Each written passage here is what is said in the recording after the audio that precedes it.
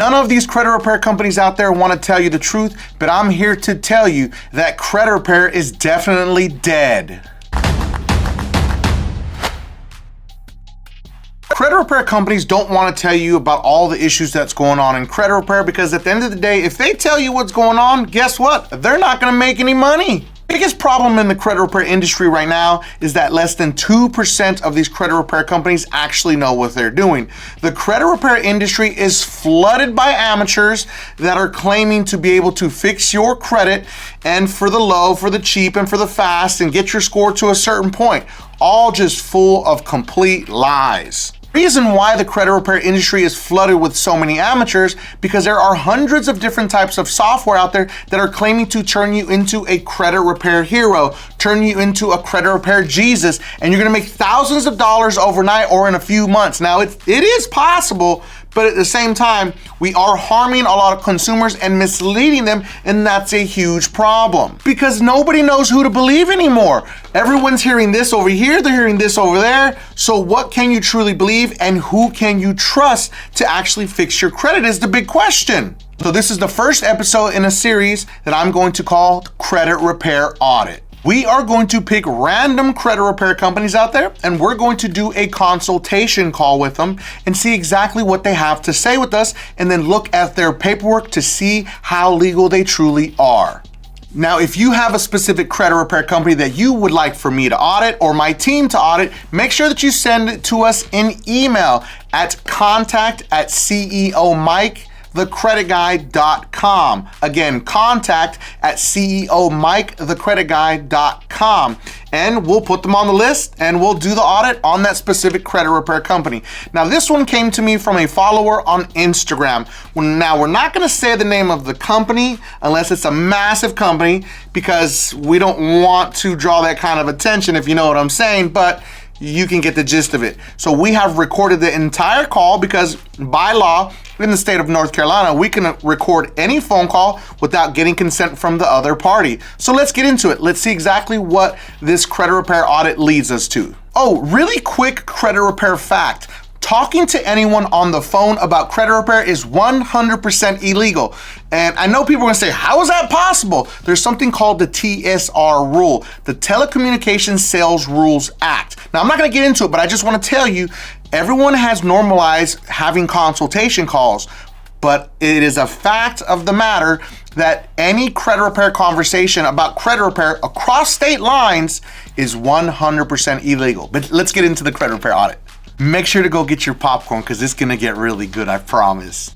So, talk to me. What's going on with that? Any questions? What's some things you want to go over? How can I help? Here we go. Yeah, so I have about 4 collections. Two of them are with Midland Credit, and the other 2 are with Portfolio something. Portfolio Recovery. Yeah. There you go. And they're not crazy debts, but they're about. The Portfolio one is 300. Then there's another one for 1,000. Okay. And then the Midland Credit is like 900. And then the other Midland Credit is a little bit over $1,200. Okay. And I was wondering, what kind of were my options, and what does your credit repair program look like? I'm eating lunch. So if that's the only thing that you have, you would fall into like our bronze package, which is like the basic package. So do you have any inquiries that you need to get off? Do you have any old names, old addresses, any employers, or do you have any late payments? Like, no, I'm sorry. What are some other things that? Sorry, I forgot. I do have one charge off with Capital One. Oh boy, I love Capital One. They're such a pain in the ass. That one is it's only $600 and it's like right underneath $700. Perfect. But I don't have any inquiries because I haven't applied for credit because nobody will give me anything, So, how long have you had the Capital One account open? The Capital One account is closed. It's a charge off now. said that. Okay, has it been more than 2 years? It's like right at a little bit over a year. Okay, so you probably still have that inquiry on there, so we would want to get that removed. And if you have ever applied for credit and didn't get any credit at all, there's a high chance that you have inquiries on your report. That I don't know if you were able to pull your report. I definitely would love to take a look at it and see if there's anything else that's hindering you or affecting your score. Do hard inquiries really matter? Do they really like hurt your credit score? Absolutely. How It's not as intensive or not as intense as like a late payment, right? So late payment, excuse me, accounts for 35% of your score. So one late payment can drop your score anywhere from 60 to 100 points. And inquiries are considered new credit, so that's like 10% of your score. But if you have a bunch of inquiries, it kind of all adds up. So inquiries are anywhere from 6 to 10 points, depending. for That's not inquiries? like um. Well, it depends. So if you have two, again, it's a percentage of like a pie set, right? So if you have, like, there's people that go get an auto loan and then they have, excuse me, 47 inquiries on a credit report and they have no idea. Now, that 10% adds up. So now getting rid of all those inquiries could possibly be, 30 points Okay. collectively. So let's pause it right here. I found it very interesting how she was really focused on hard inquiries, because at the end of the day, hard inquiries don't have that much of an effect. If you delete a hard inquiry, it's not going to make your credit score rise, as she just stated, which is wild to me. I'm just like, yo, why is she so fixated on hard inquiries? And I've noticed that in the industry, a lot of people are pushing that.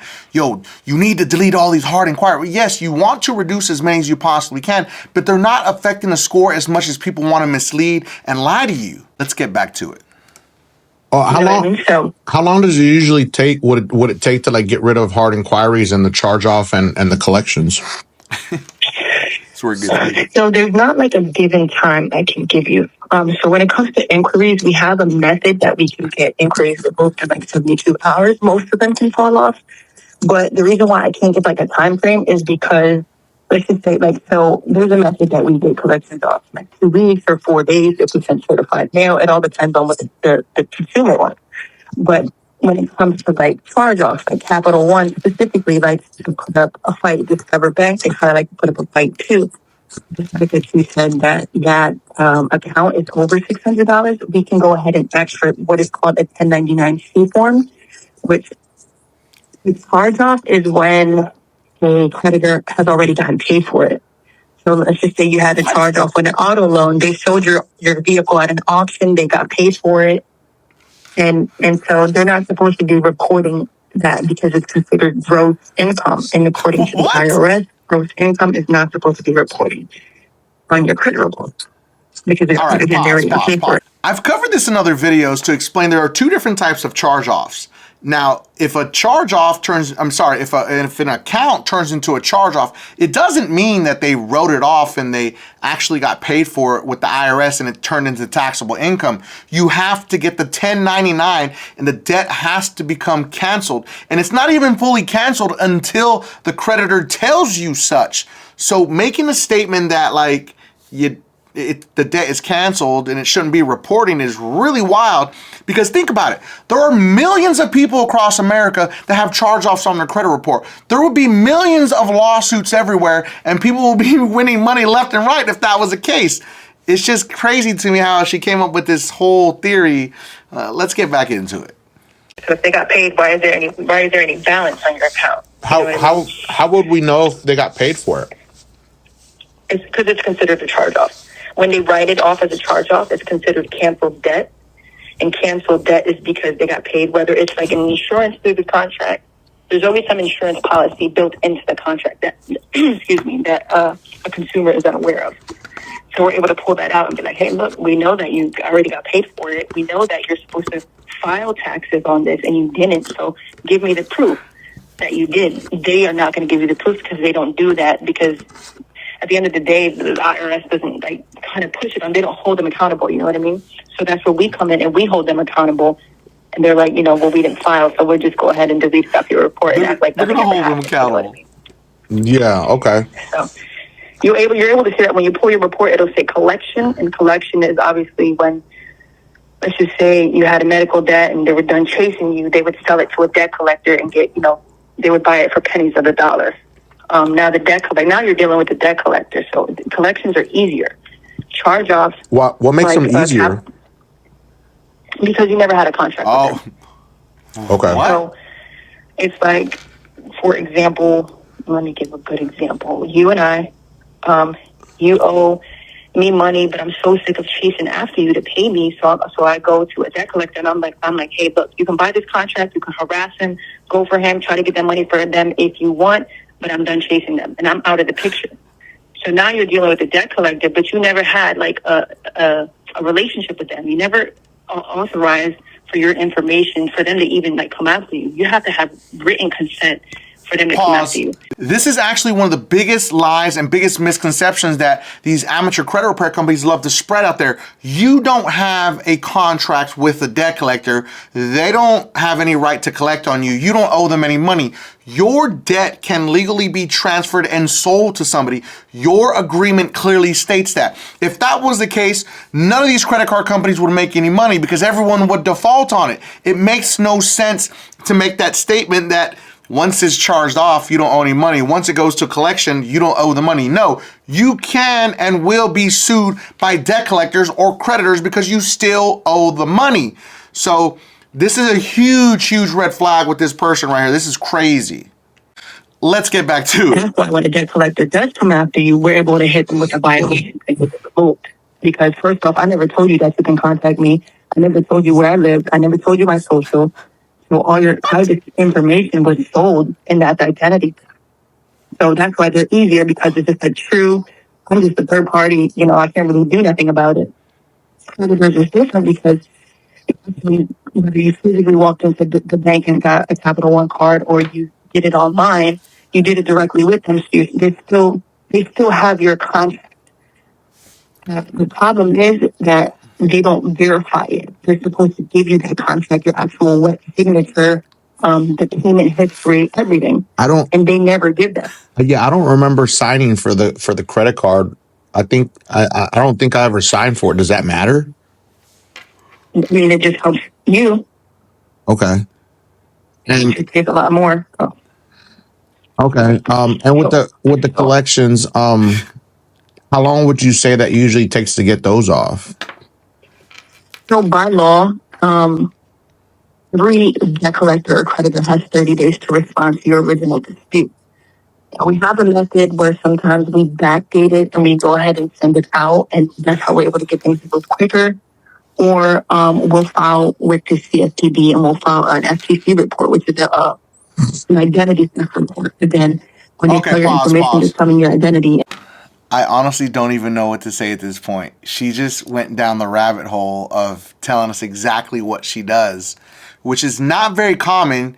Usually scammer credit repair companies won't tell you that they're going to file an identity theft report, but she's telling us that we're victims of identity theft because we didn't pay for our debt, which is insane. She's going to use the CFPB to file an identity theft claim and use the FTC.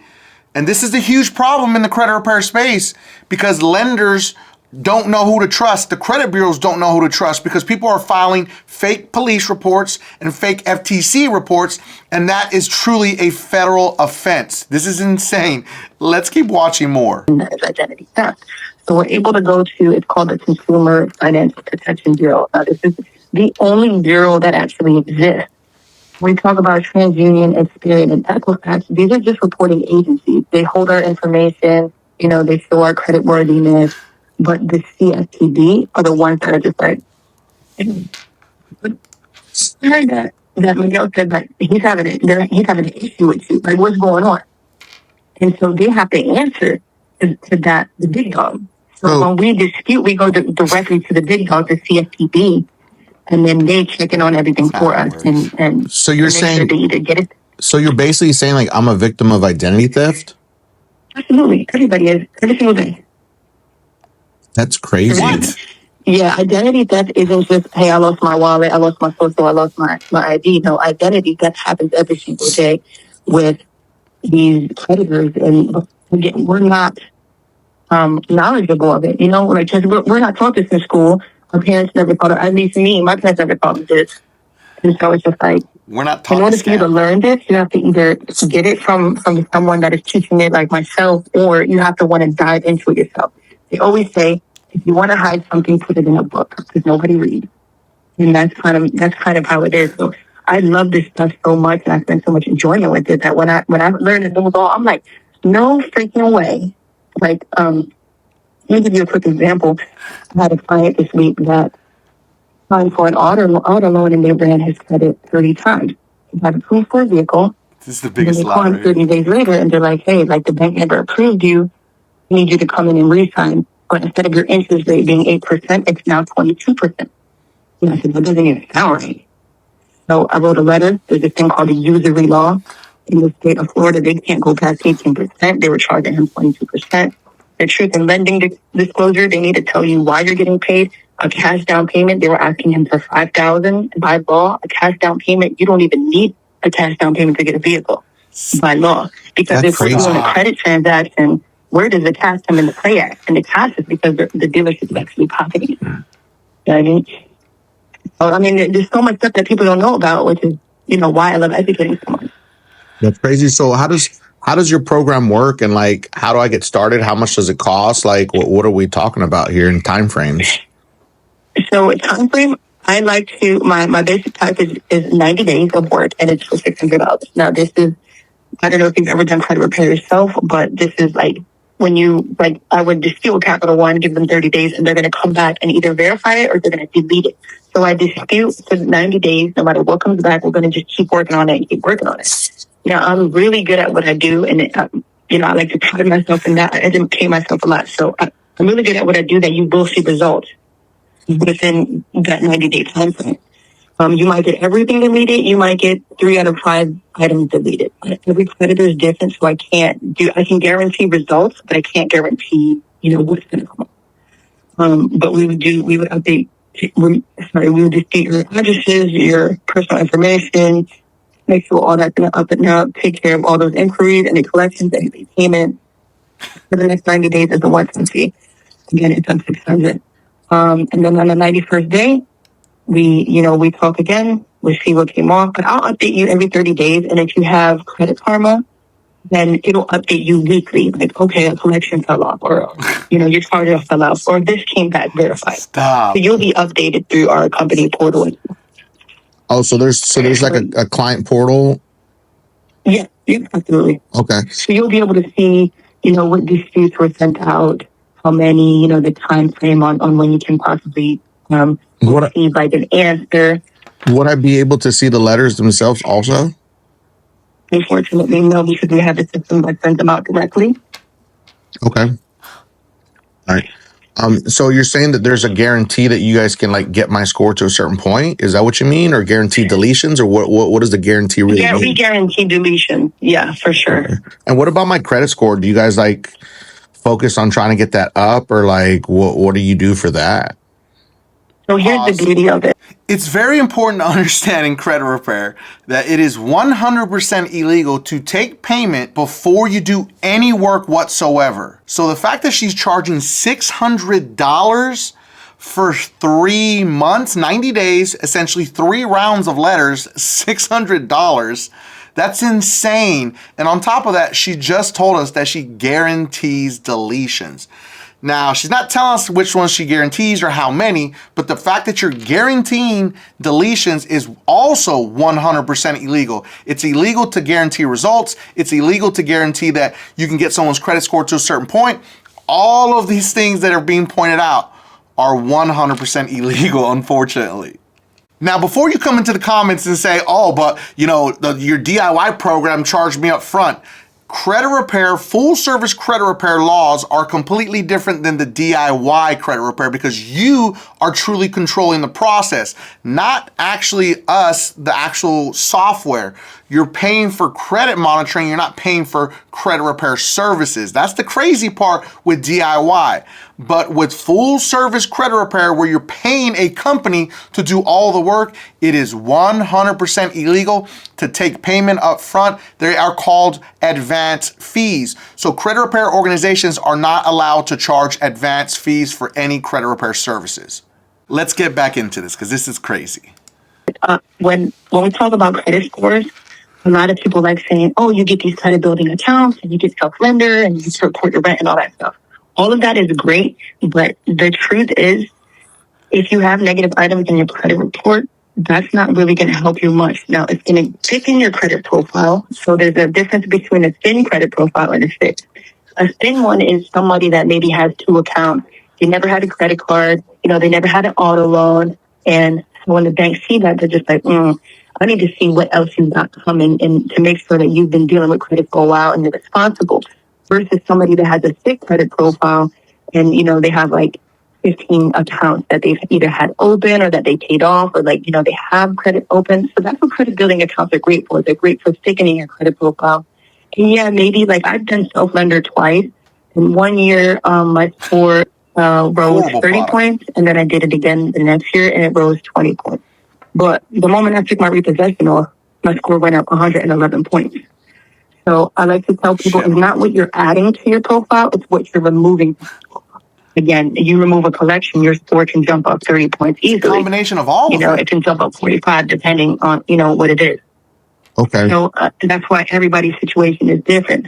My thing is clean your credit report, and then you'll see your score jump because it's not about adding; it's about removing those negative items. And when you talked about inquiries earlier, inquiries they affect your score. But also when you go to the bank, you have 7 inquiries, then it makes you look thirsty. Like, okay, this person has applied they've been around the block and applied everywhere they possibly could, and everybody's denying that. They're denying them for a specific reason. And so they're like, I'm going to back off too. And they keep getting these hard inquiries and hard inquiries. When you remove those inquiries, now it's just like clean slate, good credit profile, good credit score. All right, let's see what we're working with. Let me give you a $5,000 card. So you can get approved for a credit card right now for $3,000, but if you clean up your credit report, then you're able to get, a $25,000 credit card. Who's going to approve me for a $3,000 credit card right now with bad credit? There's a couple websites you can do Abba, Meet Tally. They're more like loans. But again, this is one of those situations where it's a credit card. Not credit cards. Okay. Do you have credit cards? Yeah, I have my only 2 credit cards that I didn't default on. One's my American Express Everyday Cash card, and then my Discover card. The fact that you're in with American Express is beautiful because American Express has this, I don't know how long you've had it, but you're able to get 5 cards with American Express with 1 hard pull. So did you say 5? Yeah. That's pretty crazy. I've been with them for 6 years. I didn't know that. So what I would recommend. Crazy thing that she said here is that American Express will give you 5 credit cards with 1 hard inquiry. Now, American Express is not just going to shoot a bunch of credit cards at you at the same time. That's not how it works. When you're in the American Express family, because if you don't know, I'm bullish on American Express. I've got 11 or 12 cards with them. But when you get any personal credit card with them, there is no hard inquiry after your first hard inquiry for your personal side, and then your first hard inquiry for your business side. So you only get 1 hard inquiry for each side, for 1 for your business and 1 for your personal for the life of your American Express account. But they're not just going to give you 5 credit cards right out the gate like that. That's not how it works. Sorry to interrupt it. I just had to point that out because it's just driving me crazy. But let's get back to it. I would recommend getting your credit profile clean because you have already established that relationship with them. So when you go ahead and get these negative items removed and your credit score jumps up, now they see he's been banking with us for 6 years. He's got a thick credit profile. His score is good. You can ask for credit limit increase. Boom, get the increase. And then you're going to go ahead and apply for a new card. On your usage. So now you've got a high limit on your first Amex card. Now you can go ahead and get to, the bag with the other card. What do we do with the Discover card? Like, because I mean, it's got an $8,000 credit limit. Do you think they'll give me more if we fix my credit? Yeah. Oh, absolutely. Have you Okay. been okay? So let me not guarantee that. Have you ever been maxed out? About utilization high? No, I barely use my credit cards because I'm scared to use them. Okay. So you start by using it. Even if you put like a Netflix payment on it and it pulls it out monthly and you pay that back. Yeah, Of course, that's about credit cards. yeah, that's what I have. I have my Netflix on my Discover card, and then I have my Hulu on my American Express. That's perfect. Okay. And you just pay it off in full every month. You're showing positive payment history. You're showing that you're able to utilize their money and pay them back properly. That's how you build that relationship. So that's great. And Yeah, cleaning up your credit would probably be the best option for you. Okay, and then my final question is like, is there like a contract or like something I have to sign that, like Here we go. can you tell me how that works, and can I cancel any time, or am I locked in for like a certain period of time? So yes, you'll have a contract agreement. You'll have the agreement that shows what we're going to be working on those 90 days. You'll have access to the client portal, so you're able to see, what disputes we had sent out, if they're currently in progress, if the first round has ended, because we go by round. And then, as far as I don't feel like I answered your question. What was the actual question? Oh, like how does the contract work, and like, Contract. do I get to see do I get to see the contract before I sign up, or like how does that work? Yeah, absolutely. Could you guys email me a copy of it so I could see it beforehand? Yeah, absolutely. We'll go ahead and do that. So the way I like to work is when we talk about credit, we're talking about 90% of the time people that don't have great payment history. So when I got into this industry, it was like you pay monthly, but that didn't go so well because again, I'm working on people's credit that just don't have a good rapport with paying. So that's why I went and just charged a flat rate plus a specific amount of months. So that's usually what the concept would be. Now, do something where if you don't have all the funds at one time, you're able to put half down. That'll get me started with organizing your report, creating the dispute letter. Because I do everything manually. I don't do like a system where it automatically generates a letter. I have my own letters, my own the laws that I like to use. So it's very unique and tailored to you. So I'll start writing those up and get everything prepared. When you go ahead and pay that second half, that's when we go and send out the dispute. Once we send out the dispute, there's no refund policy and you cannot cancel because the work is already done. And you know what I mean? If you cancel, I can't go to TransUnion and say, hey, cancel this dispute. I don't want to dispute it anymore. So the work is already done once the dispute is sent out. So if we break it into two payments, I give you the first payment and you kind of get everything ready, and then you don't send out the letters until the second payment is made. Is that correct? Correct. So that means when you pay the second payment, that's in your 90 days. And where is your business located? Like, what state are you guys in? Tampa. Okay. Florida. Florida. Okay, cool. All right. Yeah, I would love to see the agreement first, and then we can go from there. And then if you could just email it to me, you should have my email, right? Yeah, I believe so. Yes. Yeah. If you could just email me that, and then I'll look at it, and we should be good to go after that. And then do I just reach back to you through email and let you know when I'm ready? You can either or. You either do text message, excuse me, at the number that you were receiving text from, or via email, or you can shoot me a call if I don't answer it because I'm in a consultation. Okay, and I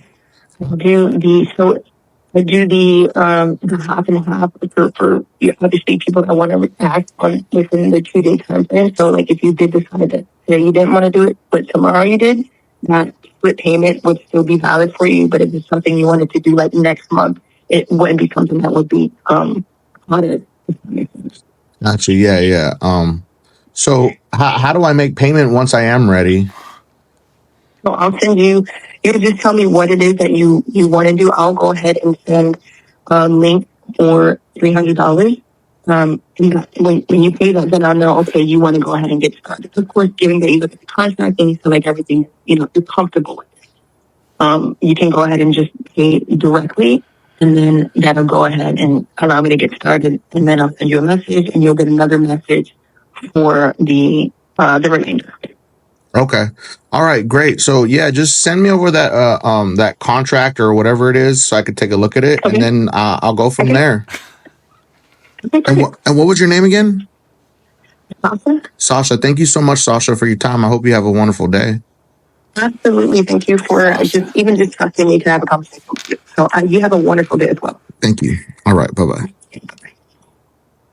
Everything about this call was 100% red flag here, red flag there, red flag everywhere. This is exactly who you would not want to do business with because it is very dangerous. It's very misleading. She is literally telling you that she's going to file fake police reports, which is a federal offense, and other credit repair organizations have gone to prison for that. But she's just blatantly telling me that she's going to do that because she feels comfortable telling me that, which is crazy and wild. She doesn't even know me. I did not give them access to my credit reports. And this is exactly how you know how desperate a credit repair company is for business. If they don't even see your credit reports and they're willing to talk to you on the phone and go by what you're telling them, that is a huge red flag. You need to see someone's credit reports and know exactly what's going on. And you as a consumer, as a credit repair client, you are supposed to see the dispute letters. You have to see exactly what's going on, what's being said on your behalf, because if you don't know what they're saying. And this is exactly why I got out of the credit repair space, because I did not want to be put in the same category as all these bootleg credit repair scammers out there that are scamming millions of Americans. And that's exactly why I created Dispute Beast, because I wanted to empower consumers to be able to take control and see the full process so you can see how it truly is not simple. And like she said, collections are easy to delete. I was like, what? I mean, it's just crazy. But I wanted to give you clarity. Exactly what credit repair should not look like. This is it. So tell me in the comments, who's going to be next? Tell me if you want me to audit a specific company. Remember, if you got a specific credit repair company you want me to audit, drop it in the comments section or send it to us in email, contact@mikethecreditguy.com. Again, contact@mikethecreditguy.com.